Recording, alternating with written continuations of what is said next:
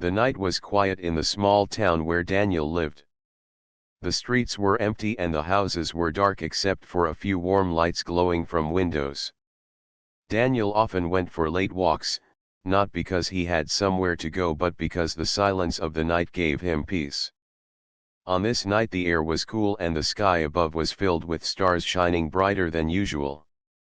He took the path that led toward the forest at the edge of town. The forest was old and full of tall trees that whispered whenever the wind passed through their branches. Daniel liked that sound. It felt alive but gentle. People in town said the forest was strange at night, but he never believed their stories. To him it was only nature, nothing more. With his hands in his pockets he walked deeper and deeper along the narrow trail.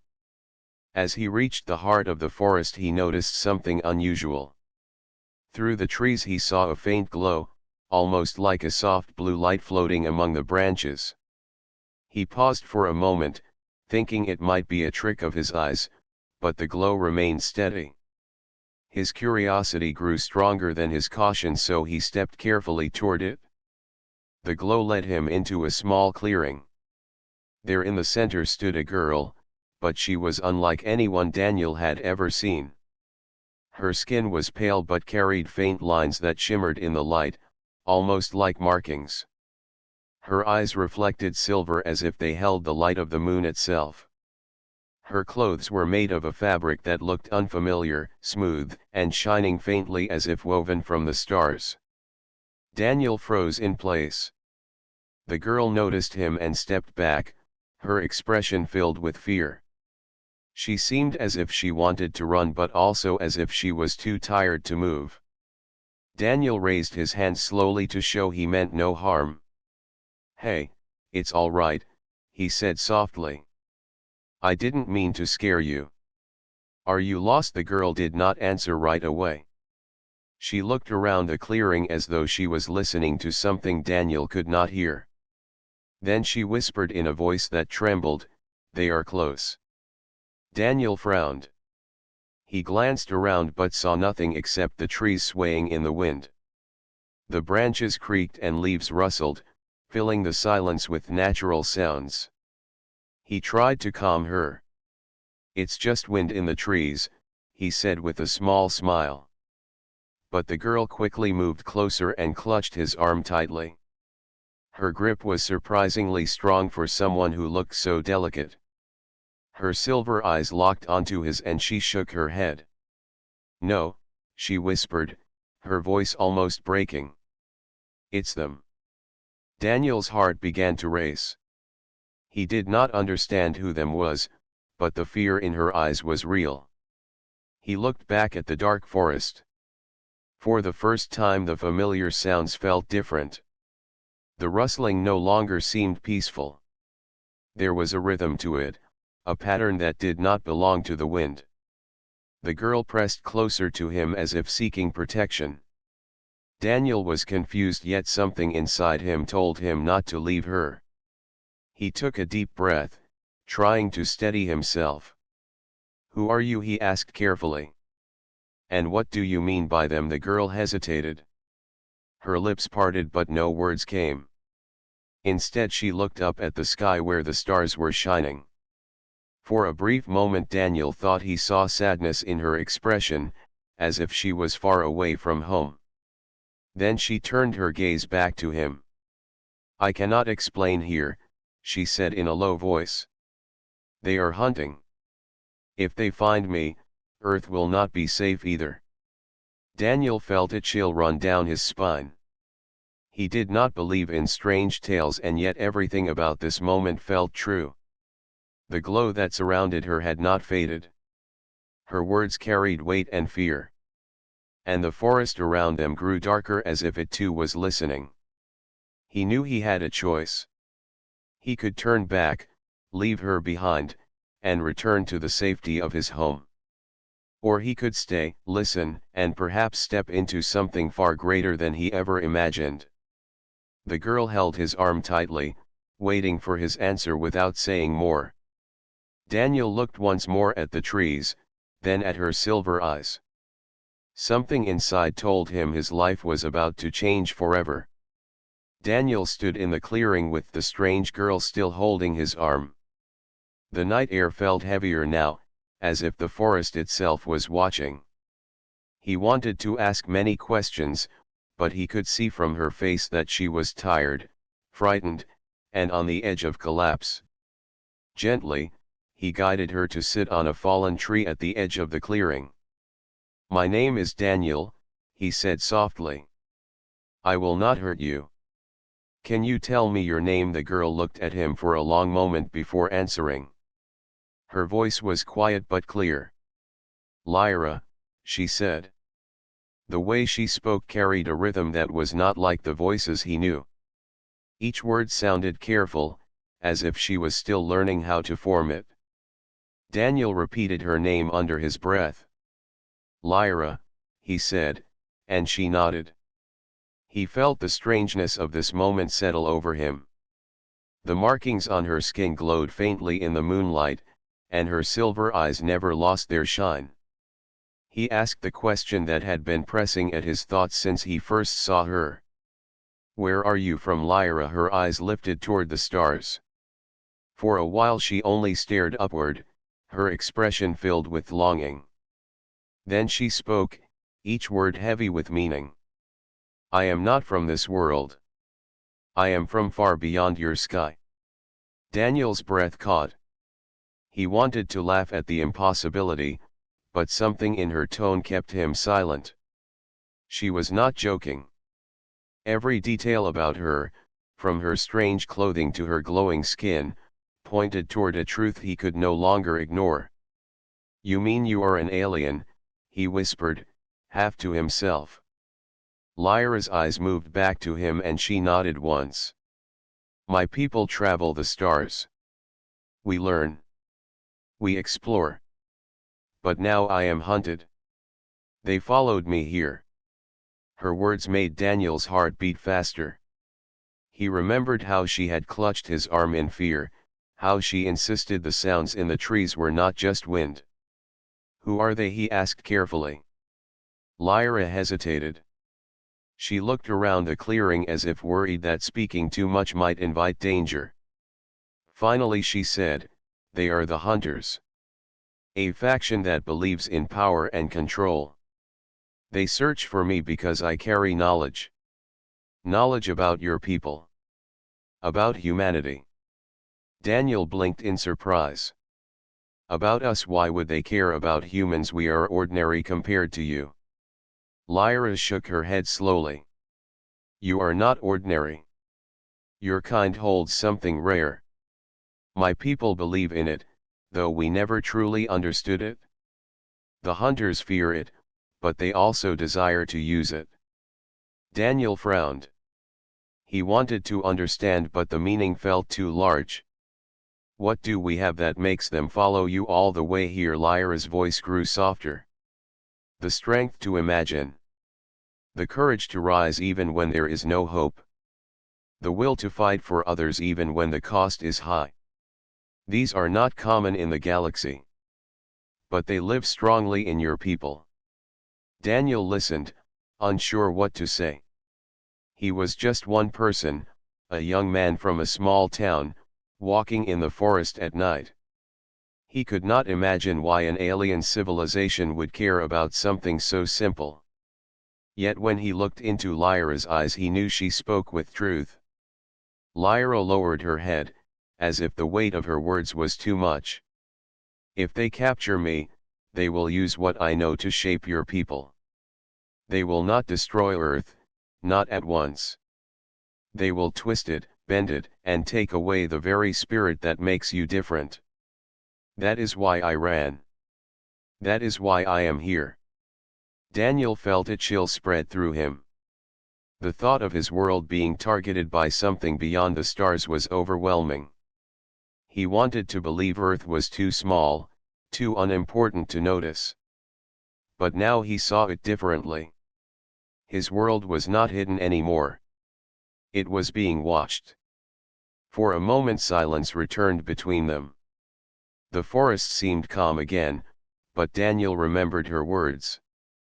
The hunters could be near. He wanted to keep asking questions, but he knew it was time to move. "Come with me," he said at last. "We should not stay out here. There is an old research station not far from town. No one uses it anymore. You can rest there, and maybe we can figure out what to do." Lyra studied him with uncertain eyes. "Why would you help me?" she asked. Daniel did not hesitate. "Because you are alone and you are in danger. And because if what you say is true, then Earth is in danger too. I cannot ignore that." For the first time since they met, Lyra's face softened. She gave a small nod. Together they rose from the clearing and stepped back into the forest path. The night was still, but Daniel could not shake the feeling that eyes were watching from the shadows. The trees whispered again as the wind moved through them, yet now he heard something else hidden in the sound, a low hum that did not belong to nature. Lyra walked close beside him, her silver eyes scanning the darkness. Daniel clenched his fists, ready though unsure of what was to come. He had entered the forest as a simple wanderer, but now he walked out with a secret that could change the fate of humanity. The forest grew darker as Daniel and Lyra moved along the narrow path. The moon was still shining above the trees, but its light could not reach far through the thick branches. Every step echoed softly on the ground, and the quiet between them was broken only by the crunch of leaves underfoot. Daniel tried to stay calm, but his thoughts kept circling back to Lyra's words. Hunters, knowledge, danger to Earth. It sounded like something from a story, yet the fear in her eyes was too real to ignore. He glanced at her as they walked. She moved lightly, almost without sound, but her silver eyes darted around as if searching for shapes hidden in the dark. They had not gone far when Daniel noticed something strange. The wind was still, but the trees shivered. He slowed his steps and listened carefully. At first, all he heard was silence, but then a faint vibration reached his ears. It was low, steady, and it seemed to come from deep in the ground. "Do you hear that?" he whispered. Lyra stopped and tilted her head. For a moment her face grew tense. She nodded slowly. "They are near." Daniel's stomach tightened. He wanted to believe it was only his imagination, but Lyra's certainty left no space for doubt. He remembered the way she had clutched his arm earlier, the way she had spoken the word "them" with such fear. Now the shadows between the trees felt alive. "We need to move faster," Lyra said. Her voice was steady, but Daniel could hear the strain beneath it. They quickened their pace. Daniel led her through the twisting path he knew well from his many walks, but this time it felt unfamiliar. The forest that had always been his place of peace now felt like a maze closing in on them. The vibration grew stronger, and with it came flashes of faint light between the trees. They were pale and sharp, like distant lightning without thunder. Daniel stopped for a second, his breath caught in his throat. Lyra gripped his sleeve. "Do not stop. They can sense hesitation." Her words chilled him, but he forced himself to keep moving. They passed under tall pines, their branches heavy and low. The path curved and opened to another small clearing. Daniel paused, scanning the edges. The lights had vanished, and the vibration seemed to fade, leaving only silence. "Maybe we lost them," he whispered. Lyra shook her head. "No. They are patient. They watch before they strike." Daniel swallowed hard. He felt as though unseen eyes were fixed on them from every side. He wanted to ask why they wanted her so badly, why they would follow her across the stars, but he could see she was already carrying too much weight. Instead, he said, "We are close to the old station. If we can reach it, we might be safe for a while." Lyra looked at him, her eyes reflecting faint light from the sky. There is no true safety while they search. But walls and machines may slow them. They left the clearing and continued on. The trail sloped downward where roots twisted like ropes across the soil. Daniel guided her carefully, holding her arm when the ground was uneven. Despite the fear pressing on him, he felt a strange determination. He was not a soldier or a hero, but he could not let her face this alone. As they walked, the silence broke again. This time it was not a vibration but a sound like whispering voices carried by the wind. Daniel froze, his ears straining. The voices were not human. They rose and fell in a rhythm that felt unnatural, almost mechanical, as though the forest itself had learned to speak. Lyra's face grew pale. "They are marking the ground," she said softly.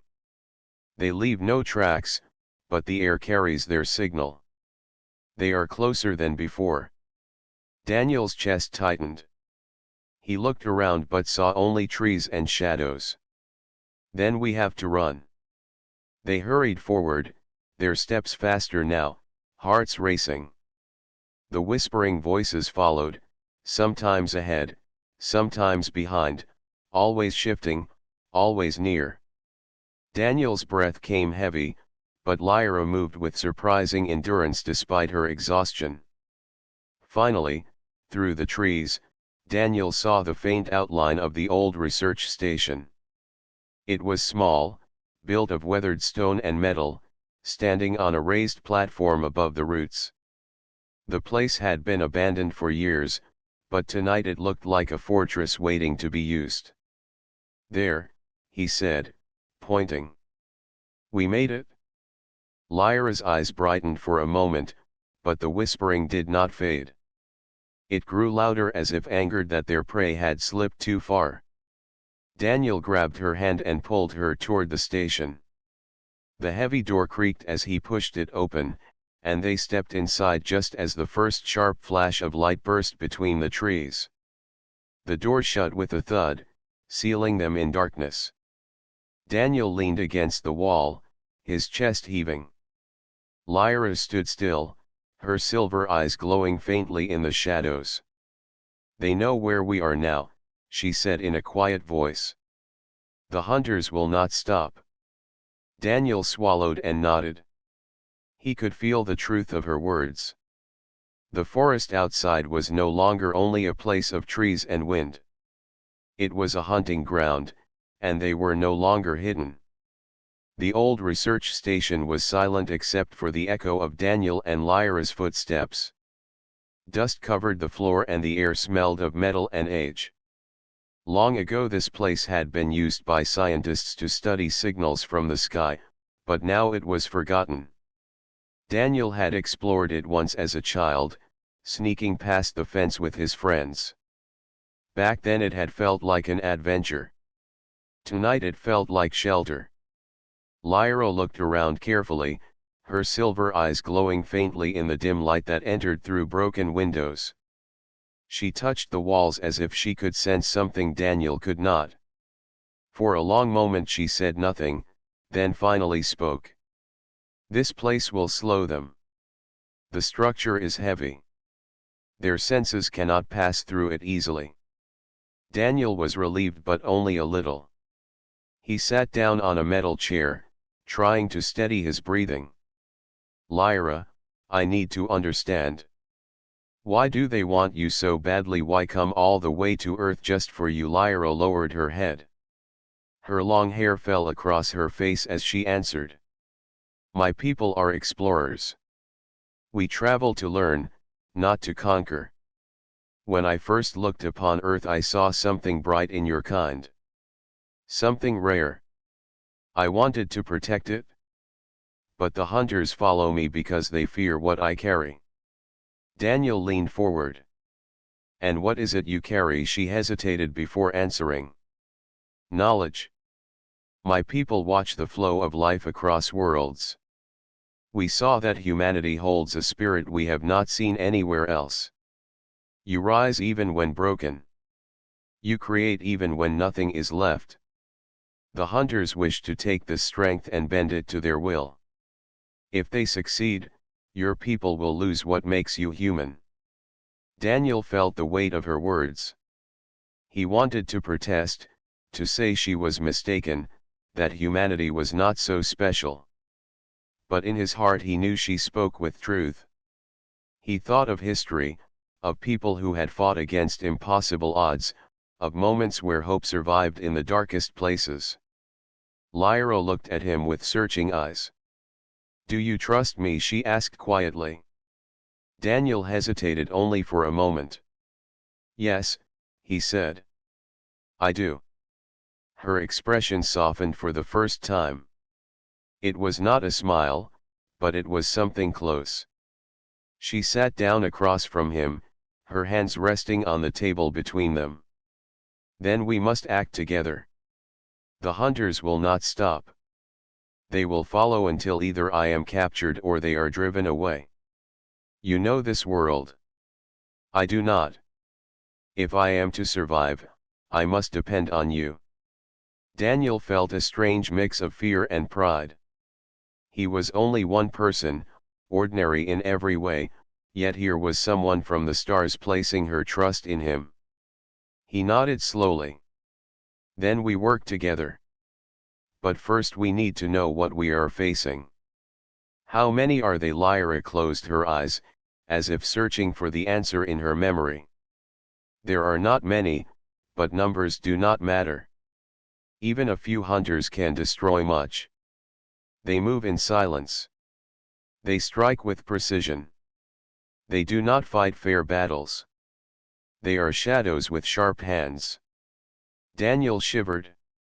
He thought of the whispering voices in the woods, the flashes of light, the ground that seemed to hum with their presence.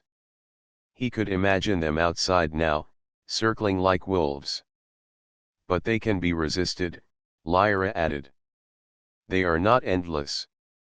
And they do not understand the heart of humanity. That is why they fear you." Daniel stood and walked to the window. He looked out into the dark forest. It seemed calm, yet he knew danger waited behind the silence.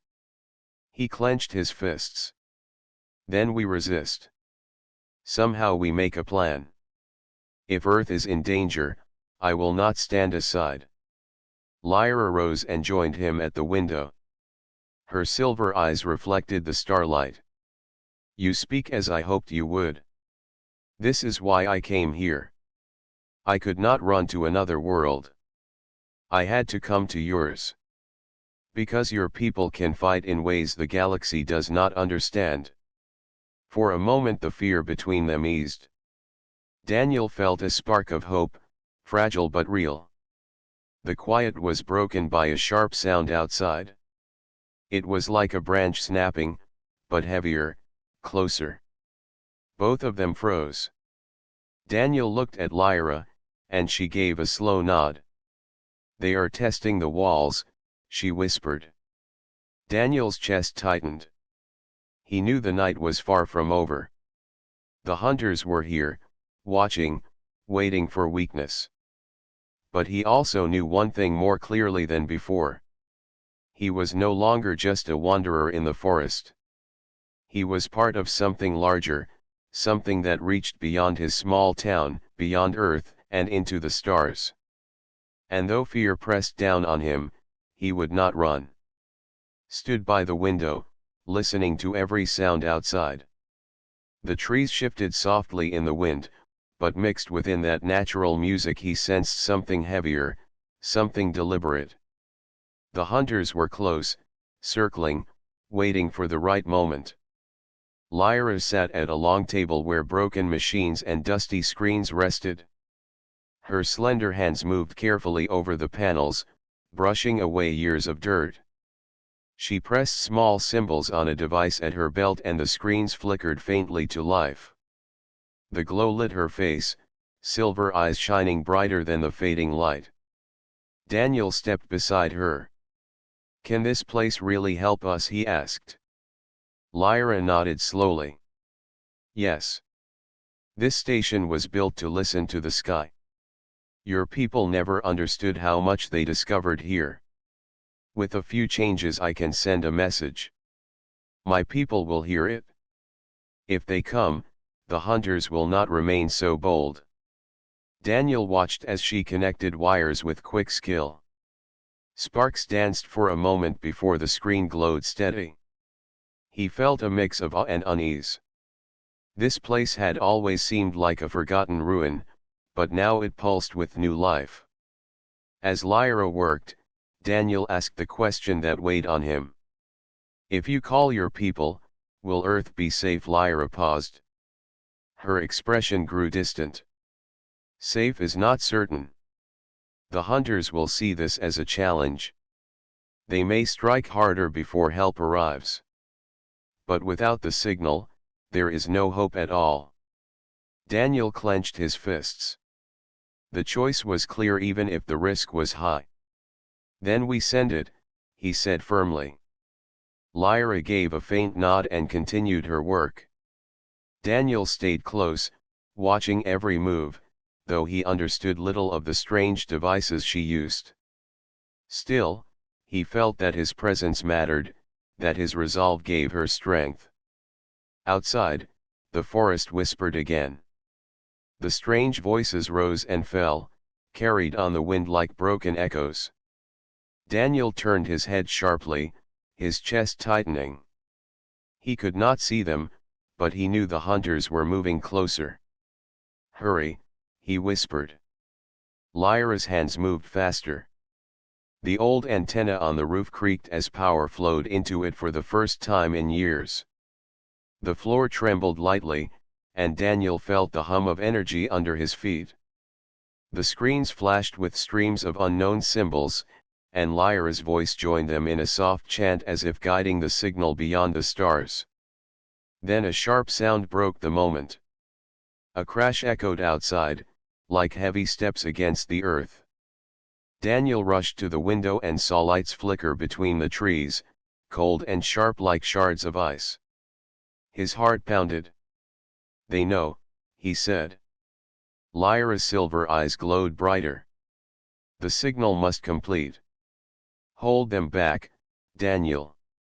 Just for a little while. Daniel stared at her. Hold them back? How? You know this place. You know your forest. They do not. Use that, she answered. Daniel's mind raced. He remembered old supplies stored in a corner of the station. He rushed over and pulled open a box filled with wires, rusted tools, and broken equipment. He grabbed what he could use and set up quick barriers near the doors and windows. He tied loose wires across the entrance and piled metal scraps against weak spots. It was not much, but it was something. The whispers outside grew louder. Then came silence, heavy and full, the kind that pressed against the skin. Daniel held a broken pipe like a weapon, his breath steady though his heart raced. A sudden flash lit the window. The air shook with energy.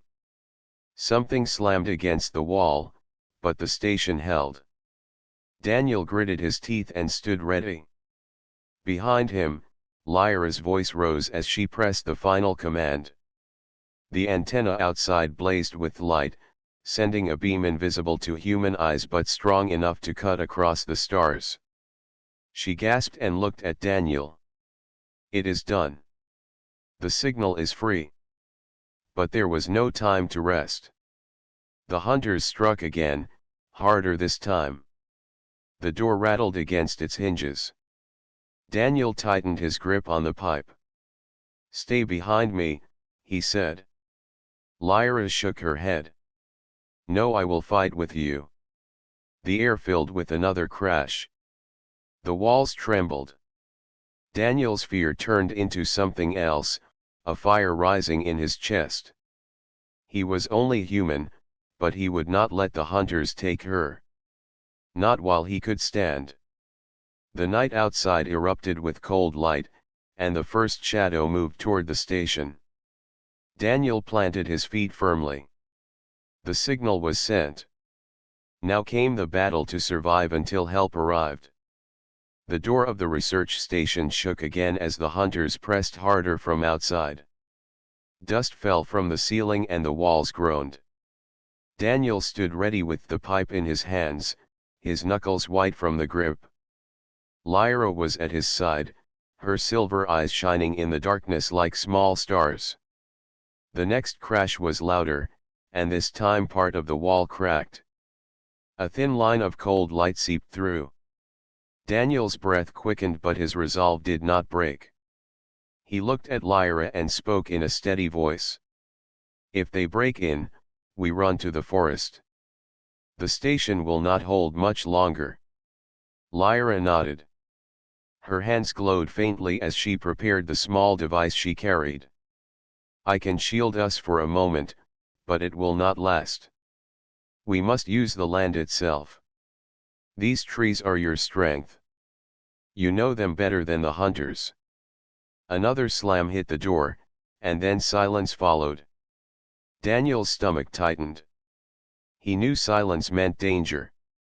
He moved closer to the window and peered outside. The shadows of the trees stretched unnaturally, bending against the moonlight. Something tall and thin stood among them, its outline sharp but shifting, as if it was both solid and smoke at the same time. "They are here," Lyra whispered. The door burst open. Daniel grabbed Lyra's hand and pulled her through the back exit. They raced into the forest, the cold night air filling their lungs. Behind them came the sound of cracking wood and the hum of strange energy. Daniel led her down narrow paths, weaving between roots and low branches. He had walked these woods since childhood, and now every memory of secret trails and hidden spots came back to him. He set quick traps as they moved, pulling branches down with ropes and scattering broken metal from the station to confuse their steps. The hunters followed. Their shapes glided silently, their movements too smooth for any living creature. The forest glowed faintly where they passed, as if their presence drained the natural color from the world. Daniel and Lyra stopped at a wide grove where the trees formed a circle. The moonlight poured down into the open space. Daniel turned to face the shadows chasing them. His chest heaved, but his eyes burned with determination. "Here," he said. "This is where we make our stand." Lyra raised her hand and a soft shield of light shimmered around them. It was thin and fragile, like glass, but it gave Daniel courage. He planted his feet and lifted the pipe like a staff. The first hunter entered the grove. Its body was long and dark, with sharp lines of light running across it.